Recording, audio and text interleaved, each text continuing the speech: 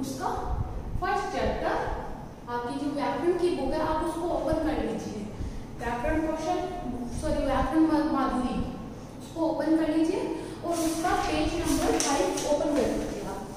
Page number 5 पे first chapter अपना भाषा, बोली, लिपि और व्याकरण। कौन सा फर्स्ट चैप्टर? भाषा, बोली, लिपि और व्याकरण। कि हम कि भाषा क्या होती है, बोली किसको कहते हैं, लिपि किसको कहते हैं और व्याकरण किसको कहते हैं, उसके बारे में हम पढ़ेंगे। तो अब सबसे पहले हम लेते हैं भाषा। किसको लेते हैं हम सबसे पहले? भाषा। कि भाषा क्या होती है? भाषा आपने छोटी फर्स्ट सेकंड क्लास से पढ़ना शुरू कर दिया तो सबको पता होगा। एक बार मैं आपके सामने क्लियर कर देती हूँ भाषा को कि भाषा क्या होती है। कि हम जो भी बोलना, पढ़ते हैं, सुनते हैं या लिखते हैं, जो भी काम अपन करते हैं, अपने मन के भाव को दूसरों तक पहुंचाना और जो दूसरे अपने भाव होते हैं वो अपन को अपने तक पहुंचाते हैं, उसे भाषा कहते हैं। किसे कहते हैं भाषा? कि अपने विचार दूसरों तक पहुंचाना और दूसरों के मन के विचार खुद ग्रहण करना ही भाषा कहलाता है। आया समझ में? कि जैसे मैं आपको बोल रही हूँ, समझा रही हूँ और आप उसको सुन रहे हो, सुनकर समझ रहे हो, वो क्या हो गया? भाषा। अब मैं लिखकर आपको समझाऊं और आप पढ़ोगे, उसको पढ़कर समझोगे तो वो क्या होगी? भाषा। आई बात समझ में? अब भाषा शब्द जो है ना, भाषा शब्द जो है वो किससे बना है? संस्कृत शब्द जो है, संस्कृत जो है, संस्कृत भाषा के भ्रस धातु से, किससे? भ्रस धातु से लिया गया, जिसका अर्थ क्या होता है? भ्रस धातु का अर्थ क्या होता है? बोलना या लिखना। आया समझ में? कि संस्कृत के भ्रस धातु से लिया गया, जिसका अर्थ होता है बोलना या समझना, यही भाषा है। तब वो जाकर भ्रस धातु से लिया तो इसके आगे मात्रा लगाकर भाषा बनाया और बोलना और लिखना हुआ। आया समझ में भाषा? अब एक बार पहले अपन भाषा की परिभाषा को देख लेते हैं कि भाषा की मेन परिभाषा क्या होती है। कि भाषा वह साधन है, कि भाषा वह साधन है जिसके द्वारा मनुष्य बोलकर, सुनकर व पढ़कर अपने भाव विचार, कि पढ़ करके अपने भाव और विचार, कि अपने मन में जो भाव विचार आ रहे उनको दूसरे मनुष्य तक पहुंचाता है। क्या करता है? दूसरे मनुष्यों तक पहुंचाता है। तथा दूसरे मनुष्य, फिर क्या होता है? वो मनुष्य तक, दूसरे मनुष्य तक पहुंचाता है और दूसरे मनुष्य के भाव विचार खुद ग्रहण करता है। और जब दूसरा आपको क्या करता है? बोल करके या लिख करके अपन को समझाता है, वो हम ग्रहण करते हैं, उसे क्या कहते हैं? भाषा कहते हैं। आया समझ में? एक बार फिर से रिवाइज करो मेरे साथ, आप भी बोलना तो आपके भी क्लियर हो जाएगा। ओके, मेरे साथ साथ बोलना बच्चों। भाषा वह साधन है, भाषा वह साधन है जिसके द्वारा मनुष्य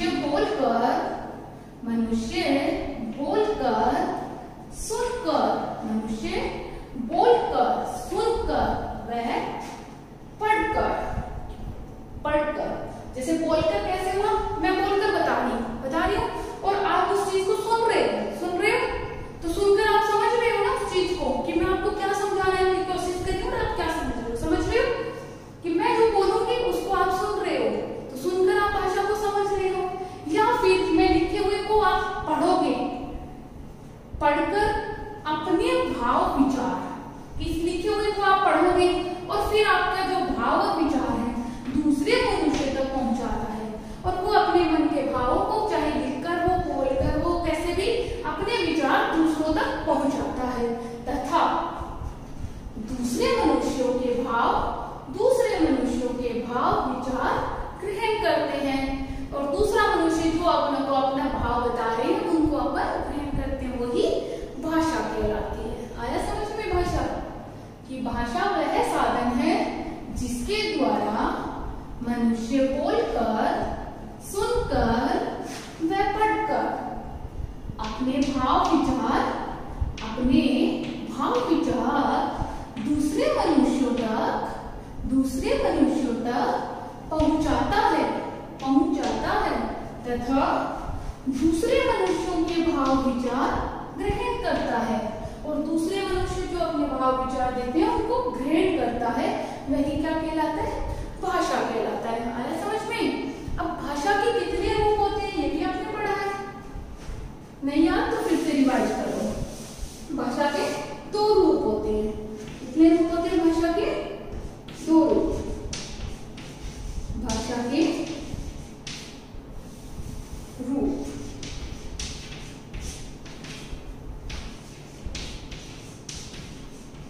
दो रूप होते हैं। ओके, अब भाषा के 2 रूप कौन कौन से हैं? 1 नंबर भाषा, फर्स्ट है मौखिक भाषा। कौन सी है? मौखिक भाषा।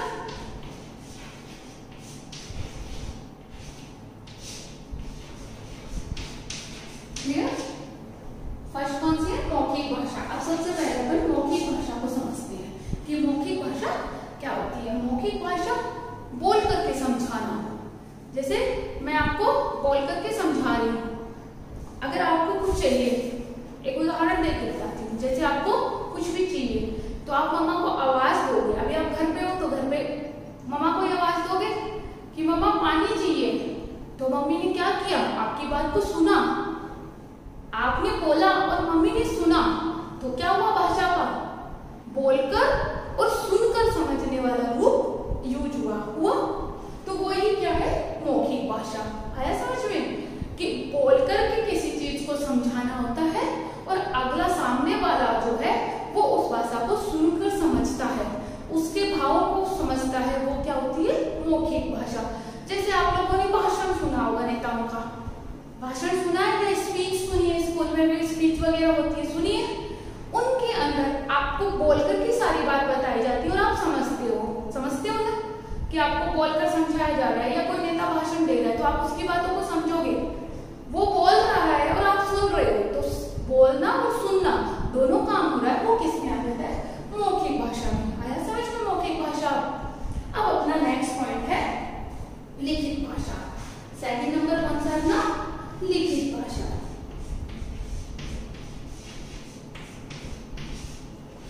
भाषा के कितने रूप हुए? 2 रूप।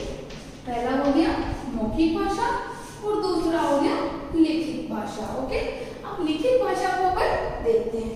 लिखित भाषा जैसे लिख करके किसी चीज को समझाना। अब मैंने यहाँ पे भाषा की परिभाषा लिख दी और लिख करके आप इसको पढ़ोगे। मैंने लिख दिया, अब आप इसको पढ़ रहे हो। जब आप इसको पढ़ रहे हो तो पढ़ने से आपको समझ में आया ना कि क्या बता रहे हैं, कि भाषा को बोलकर, पढ़कर, लिखकर, सुनकर हम समझते हैं और अपने विचार दूसरों तक पहुंचाते हैं और दूसरों के ग्रहण करते हैं। वो भाषा होती है। तो आपको समझ में आया कि भाषा किसको कहते हैं? आया समझ में? वही भाषा का लिखित रूप होता है। आजकल व्हाट्सएप भी चल रहा है, जानते हो, सारे चैटिंग भी करते हो, है ना? ऐसे तो बच्चे ही हम।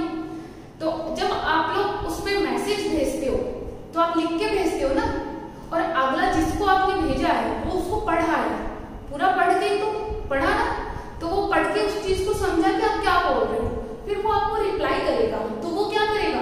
लिखेगा उसमें। तो वो लिखने वाला रूप अपना है और वो आपके पास आएगा, तो आप क्या करोगे? उसको पढ़ोगे, पढ़ के उस चीज को समझ लोगे ना, और फिर आप उसका रिप्लाई दोगे। तो यही भाषा का कौन सा रूप है? लिखित रूप है। आया समझ में कि भाषा का कौन सा रूप आ गया? लिखित रूप। फिर आया अपना नेक्स्ट पॉइंट, बोली। सेकंड नंबर पॉइंट कौन सा है? बोली। अब देखो बोली क्या होती है? जैसे अपनी आम लैंग्वेज जो होती है ना, वो होती है बोली। जैसे अलग अलग प्रांत में हर जगह अलग अलग बोलियां बोली जाती है। जैसे अपनी मारवाड़ी बोली जाती है, ऐसे ही हर जगह की अपनी अपनी बोलियां होती है, जो एक थोड़ी सी जगह के अंदर ही सीमित रहती है, ज्यादा फैली हुई नहीं होती है, थोड़ी सी जगह के अंदर ही रहती है समझ में? कि बोली जो है वो एक थोड़े से प्रांत के अंदर ही रहती है, ज्यादा उसमें नहीं आती है, वो बोली हो जाती है। अब एक बार आप अपनी बुक्स को देखिए, बुक्स का 5 नंबर पेज आपने ओपन कर रखा है, 5 नंबर पेज ओपन से आप रिवाइज कीजिए, फिर आगे पढ़ाते हैं। ओके, चलो। भाषा, बोली, लिपि और व्याकरण, सबका ध्यान बुक में होना चाहिए।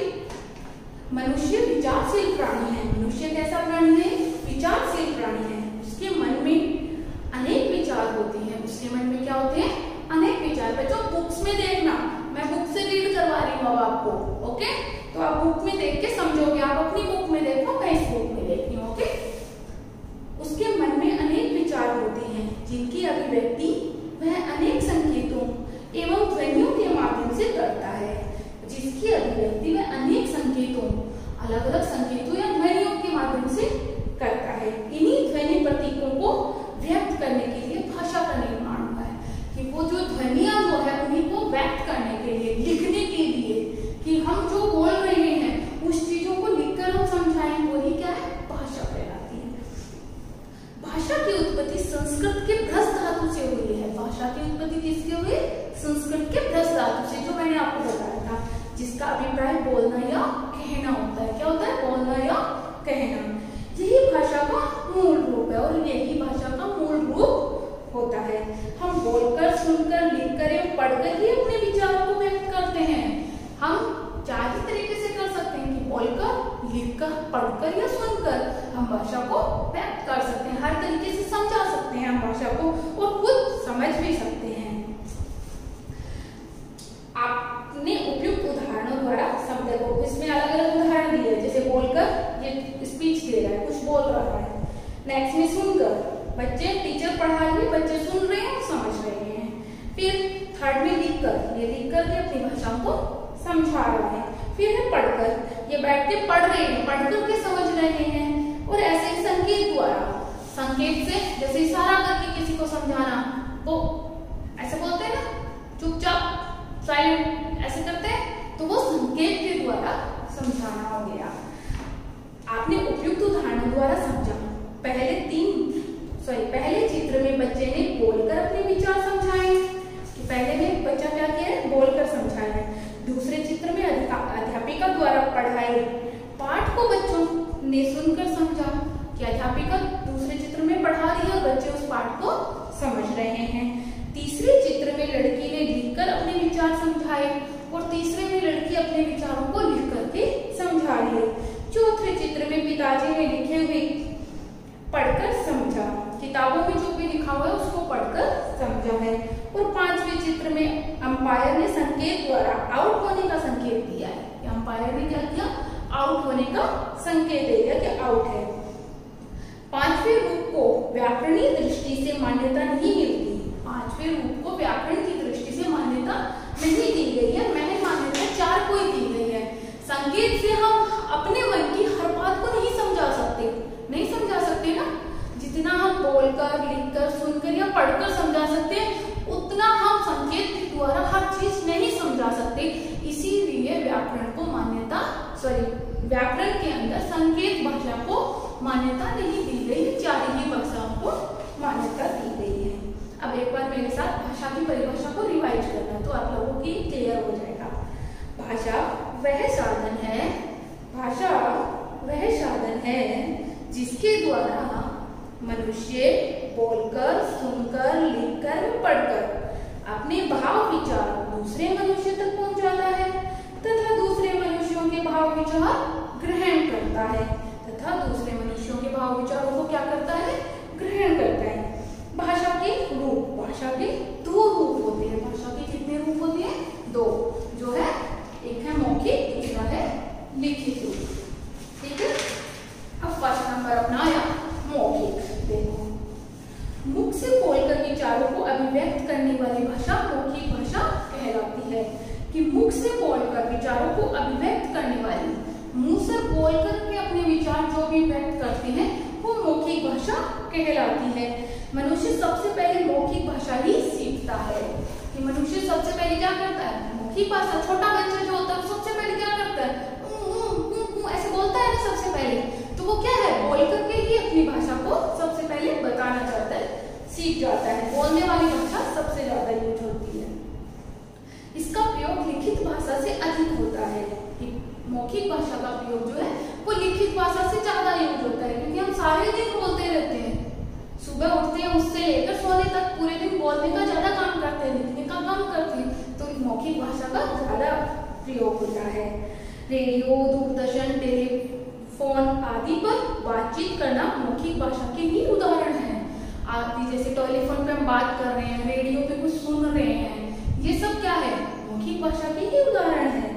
यह भाषा का अस्थायी रूप कहलाता है, और यह भाषा का कौन सा रूप है, अस्थायी रूप कहलाता है। फिर नेक्स्ट है अपना लिखित रूप। सेकंड कौन सा है, लिखित रूप, वो आ गया।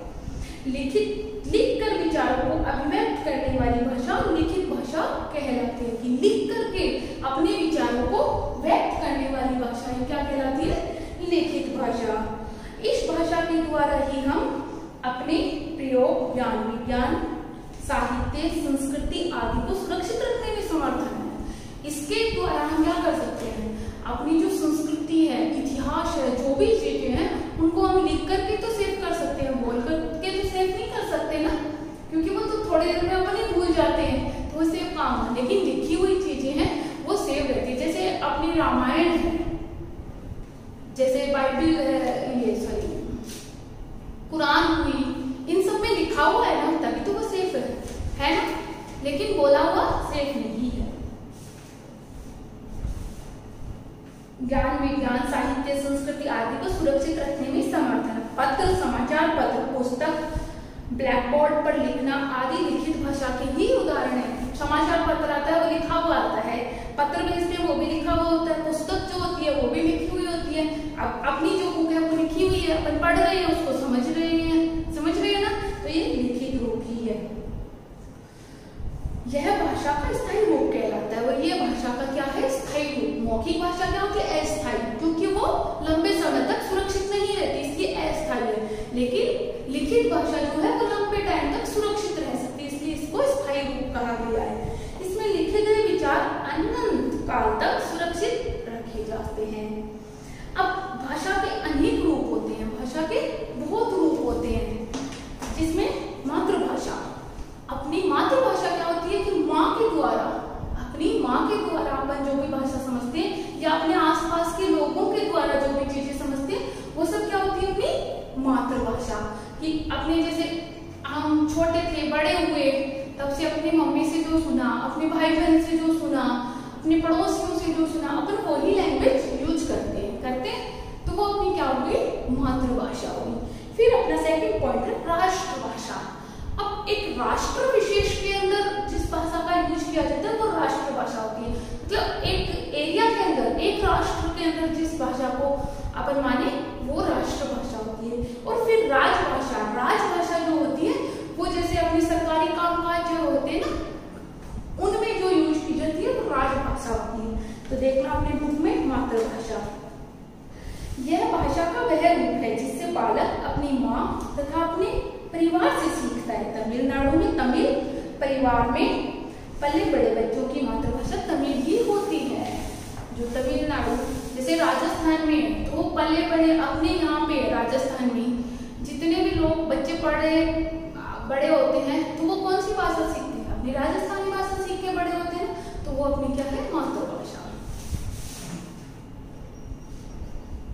अब है राष्ट्रभाषा। राष्ट्रभाषा वह भाषा होती है जिसका प्रयोग संपूर्ण राष्ट्र में किया जाता है, एक राष्ट्र में पूरे में उसी का प्रयोग होता है। भारत की राष्ट्रभाषा भी हिंदी ही है। पूरे भारत की जो राष्ट्रभाषा है वो कौन सी है, हिंदी ही है, क्योंकि भारत के अधिकांश राज्यों में यही बोली एवं समझी जाती है। क्योंकि भारत के अधिकांश राज्यों में हिंदी जो है वो हर जगह बोली भी जाती है और समझी भी जाती है। जैसे मान लो आप पंजाब में चले गए तो पंजाबी लैंग्वेज जो है वो अपन नहीं समझ पाते, बहुत कम चांस में समझ पाते।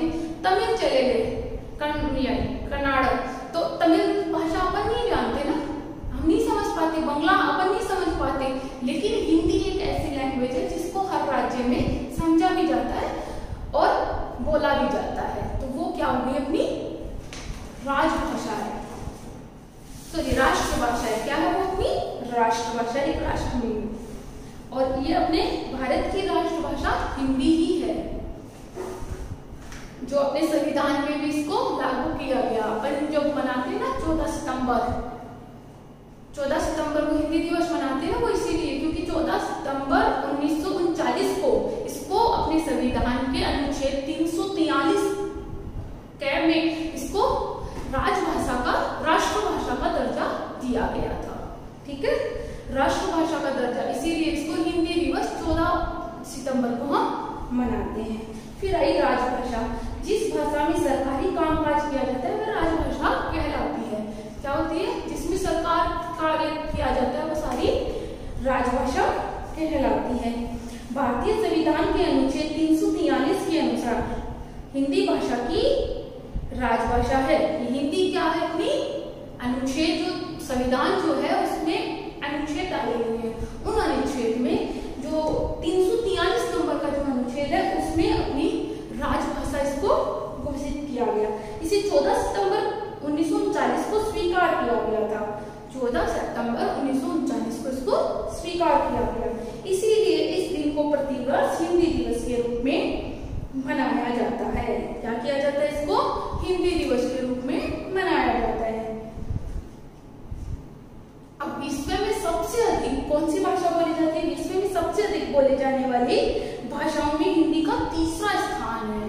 कौन सा स्थान है? हिंदी का तीसरा स्थान है। ओके स्टूडेंट्स, आज आप भाषा के बारे में पढ़ा है वो समझोगे, सारा रिवाइज करोगे। जो भी मैंने पढ़ाया है, भाषा क्या होती है, लिखित, मौखिक, मातृभाषा कौन सी होती है, राष्ट्रभाषा कौन सी होती है, राजभाषा कौन सी होती है, और अपनी जो हिंदी जो है इसको संविधान में कौन से अनुच्छेद में डाला गया है, कब इसको राष्ट्रभाषा घोषित किया गया, वो सब चीज आप आज क्लियर करोगे। सेकंड पार्ट में आगे का पढ़ाऊंगी। Okay, thank you. Thank you. For more updates, search on YouTube RP Dular Shikshan Sansthan. Please subscribe the channel and press bell icon.